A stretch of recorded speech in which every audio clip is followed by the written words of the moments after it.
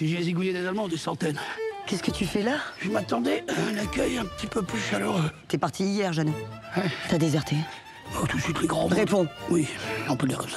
Pour un scénariste, cette période-là, de la Seconde Guerre, bah évidemment, c'est un terreau d'une richesse absolue, parce que on s'est révélé, dans le meilleur comme pour le pire d'ailleurs, et il y a tellement de choses à raconter. C'est quoi un déserteur? C'est rien, mon chéri. C'est une autre façon de faire la guerre. Il y a une dame de la haute, une baronne, qui planque des juifs. Tu verras qu'à la fin de la guerre, c'est encore eux qui vont s'en sortir le mieux. Mes souvenirs d'enfance de cinéma étaient bercés par la traversée de Paris, par la Grande Vadrouille. Je me suis dit, il y a quand même, on n'a pas fait assez de films sur notre histoire, et puis ça nous permet de la relire, cette histoire. Pourquoi la mettre sous un tapis? Il y a des gens qui ont sacrifié pour qu'aujourd'hui se sont sacrifiés pour qu'on parle aujourd'hui en toute liberté. Alors leur rendre hommage aussi à travers la comédie, c'était aussi un sujet.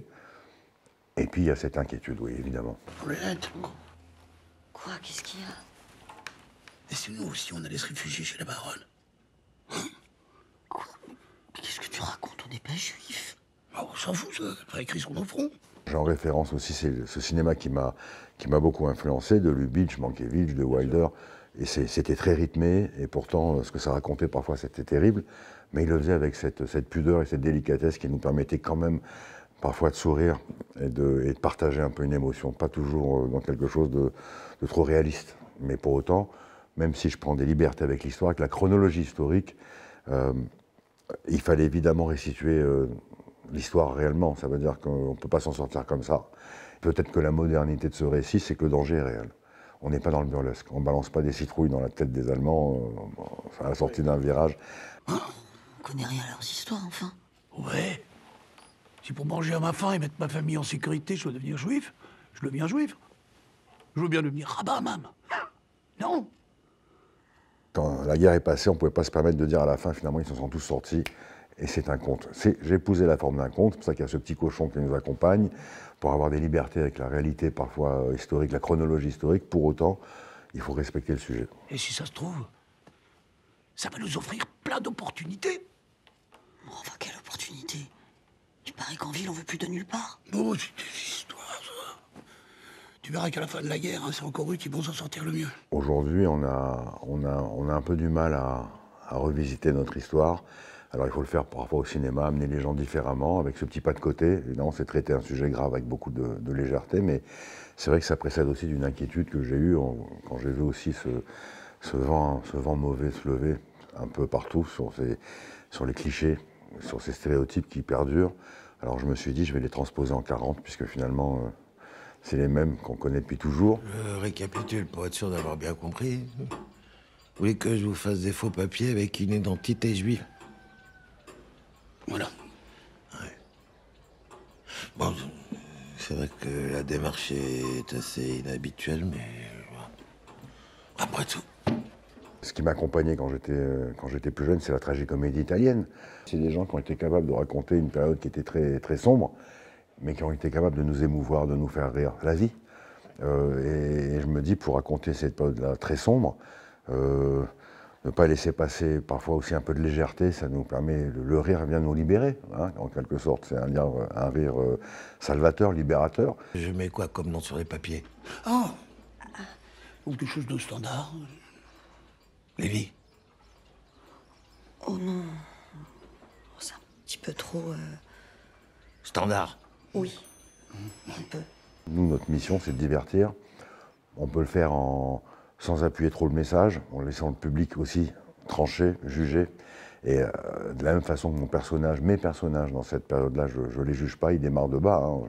Cheval incarné par Benoît Poelvoort, mais c'est quelqu'un qui procède par ignorance aussi, donc tout doucement qui va au contact de l'autre, se dépouiller de ses oripeaux, de ses raccourcis de la pensée, et va grandir, va s'élever un peu. Vous vous appelez comment? Chevalin. Eh ben voilà, Ahmed Chevalovitch. Ah oui, facile à retenir. Oui. Alors, Jacob, ça vous va? Oh, c'est bien. Oui, Jacob. Oui, c'est bien. Pour madame... Sarah? Ah oui, c'est joli, ça. Ouais. Pour moi, la tragicomédie, c'est... je suis plus à l'aise, c'est la seule réponse possible Sinon, je préfère regarder un bon film d'archives ou un documentaire. Mais quand on attaque la fiction, c'est prendre les gens par la main et leur raconter, les emmener en promenade, leur raconter une histoire. Pour ça, j'ai besoin de laisser passer aussi la légèreté, sinon on étouffe. Et pour le petit, on va partir sur Joseph. Joseph Chevalovitch. Avec un nom pareil, tu vas aller très loin, toi. Merci. Merci beaucoup. C'est une partition particulière, hein, la tragicomédie, encore une fois, c'est de procéder avec beaucoup de sincérité, de raconter une histoire. Et cette histoire, il faut de temps en temps nous ouvrir une petite fenêtre pour pouvoir l'appréhender avec, j'allais dire avec sérénité, de ne pas être toujours pris en étau, avec un espèce de chantage mémoriel ou affectif sur cette période. C'est de prendre les choses, c'est de raconter cette période sans trop de complaisance, mais sans trop de sévérité. En fait, ce personnage-là, c'est l'ignorance qui le guide, la paresse aussi, mais au contact de l'autre, il va quand même apprendre les choses, s'élever. On va répéter. Joseph Chevalovitch, vous êtes juif? Bah non. Ah si. Que t'arrêtes. Quoi? Il est pas juif depuis 2 minutes que tu le persécutes déjà. Même s'il est ignorant et j'allais dire paresseux, je veux dire, il dégage aussi beaucoup, il déplace beaucoup d'humanité. Il fallait, à travers la magie, c'était aussi une façon de montrer qu'il n'est pas foncièrement mauvais, personne n'est foncièrement mauvais, que voilà, il a besoin de s'extraire de cette réalité en faisant un peu de magie, donc il y a quelque chose à prendre chez lui. Voilà, on peut espérer quand même. Non, sur la tête. Oui, bien sûr, j'avais oublié. Vous êtes un peu spécial pour un... Ah, c'est parce que je l'ai appris récemment. Pas de bol. Ah, tu l'as dit. Qui peut savoir comment nous aurions-nous réagi pendant cette guerre-là? Est-ce qu'on aurait été courageux? Est-ce qu'on aurait caché des gens? Est-ce qu'on aurait été... On ne sait pas. Donc c'est bien, la tragicomédie nous permet d'aborder avec beaucoup d'humanité ce destin-là. J'aime pas quand on explique aux spectateurs quoi penser, de quel côté se situe, de quel bon côté de l'histoire se situer. À vous l'honneur. Oh, c'est gentil.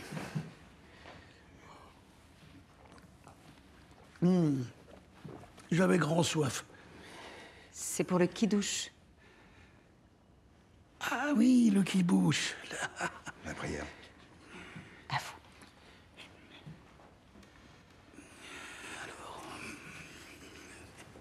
Quand on écrit sur cette période, on pense à nos références d'enfance, la traversée de Paris. Et pour moi, Benoît Poulvord, c'est le digne héritier de Bourvil, de ces clowns magnifiques qui avaient une singularité, mais aussi une grande humanité qui vous permet de parfois de partir assez bas dans le personnage et de pouvoir après tout doucement l'élever. C'était, on va dire, la réalisation d'un fantasme, de le rencontrer. Et quand je l'ai rencontré, Benoît Poulvord, il me disait qu'il avait très envie de jouer un lâche pendant la guerre, pour ce que ça raconte. Évidemment, ça résonne très fort avec aujourd'hui. Notre Père, qui êtes aux cieux, que votre nom soit sanctifié, que votre règne vienne, que votre volonté...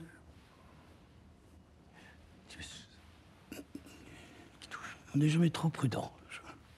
Les murs ont des oreilles. Je préfère brouiller les pistes. Ça s'est fait comme ça, j'allais dire, presque assez naturellement. On avait des références en commun tous les deux, très littéraires sur la guerre. Il lit beaucoup, hein, c'est un gros lecteur. Et je pense que je ne pouvais pas, pour incarner Chevalin, je pense que c'était difficile finalement de trouver mieux que Benoît Poulvord sur ce rôle-là. Il y a une adéquation absolue. Hein. Mon ami a raison, vous savez, faut penser à tout. Voilà. On répète après vous, alors. Oui. J'avais pas envie de laisser à un autre le soin de jouer avec lui dans la cour de récréation. J'avais envie de rejoindre aussi mes petits camarades et d'avoir cette insouciance le temps de la scène. Mais c'est vrai que d'être devant, derrière, c'est une question qu'on se pose. Mais vous savez, pour fabriquer une aventure pareille, il y a beaucoup d'obstacles. C'est une aventure un peu folle. Hein. Le sujet, c'était quelque chose d'assez casse-gueule. Il a fallu être animé et armé par sa foi absolue. Et du coup, de se dire je vais passer de l'autre côté, j'allais dire c'est venu presque naturellement. Il y a tellement de choses à régler avant que ça, je me dis allez, c'est un acteur de moins à caster, je vais le faire. Notre Père, qui êtes aux cieux, que votre nom soit sanctifié pendant ce Shabbat. Que votre nom soit sanctifié pendant ce Shabbat. Au nom du Père, du Fils, de la gauche, ouais, sur le cœur, Saint-Esprit. Et là, on dit Amen. Et merci pour ce bon repas. Autour de lui, il fallait composer une équipe cohérente. Et puis c'est vrai que j'ai cet attachement au second rôle, au troisième rôle, comme ces films d'époque, dans cette tradition du cinéma français d'après-guerre, où je pensais à des seconds rôles comme Noël Roquevert et ces gens-là. C'est vrai que dans le cadre, tout était juste. Et moi, j'ai tourné ce film-là dans la région du Grand Est, dans les Vosges, à Épinal, près d'Épinal. Et j'ai utilisé aussi beaucoup de comédiens de région qui sont des gens formidables, il faut les utiliser. C'est important parce que même quelqu'un qui arrive pour dire une phrase, il faut que ça s'inscrive avec justesse dans le cadre. Et c'est vrai que comme je suis comédien, j'ai cette chance de savoir aussi les amener dans cette partition.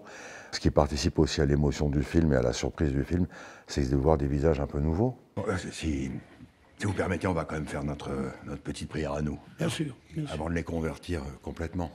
Oui, je pense que ça serait bien. Merci, Merci. André. Parfois, ça fait du bien aussi de compter sur son noyau dur.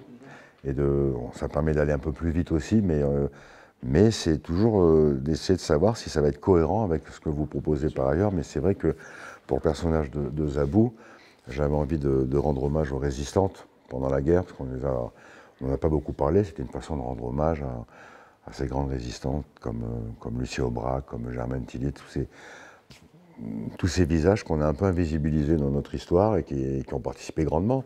Alors voilà, c'est ça, c'est le propos.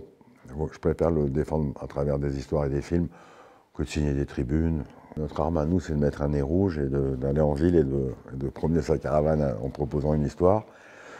C'est bien. Je trouve que j'aime pas encore une fois, quand on martèle un message de façon trop appuyée. J'ai l'impression que presque on se trompe d'histoire.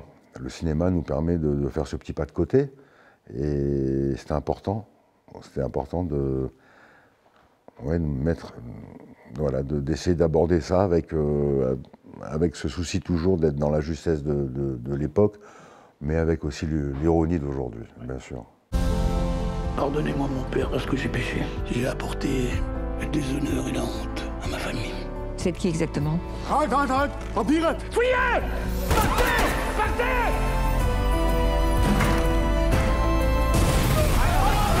Faire ce petit pas de côté, c'est casse-gueule, c'est une responsabilité, parce que c'est quand même historique, mais il faut le faire avec confiance, et de se dire et faire confiance aux gens pour qui on le raconte. Ça a beau être un mensonge, tout ça, parce que c'est de la fiction, ça nous ramène quand même avec beaucoup de réalité, beaucoup de vérité à cette période de l'histoire. C'est fou pour ça le cinéma, c'est complètement fou et magique. Tu crois en Dieu? Un petit peu moins depuis que je suis juif. Mon père, vous êtes encore là? Si tu veux vraiment qu'on y croit, va falloir Quoi?